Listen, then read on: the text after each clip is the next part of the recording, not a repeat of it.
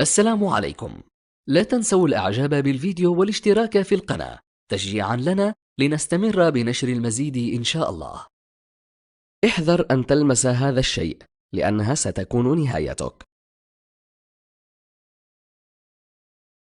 إذا رأيت هذا الشيء فلا تلمسه أبدا، لأنه ليست عملة نادرة، بل هو ظهر عقرب يدعى السيكلوكوزميا روكيتي القاتل، الذي سيشل حركتك خلال ثوان.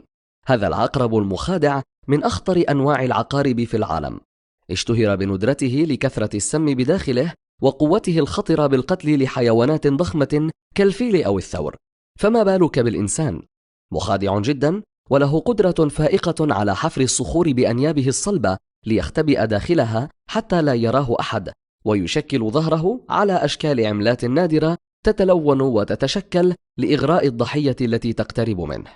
ولا يختبئ عقرب السيكلوكوزميا روكيتي إلا بالصخر أو بباطن الحجارة، وله القدرة على حفرها بأنيابه الصلبة التي سوف تغرس في يد من سيقترب منه بأقل من ثانية، ويصل سمه للدم ويخثره خلال 3 ثوان فقط، لتموت الضحية بأقل من 5 ثوان على الأقل.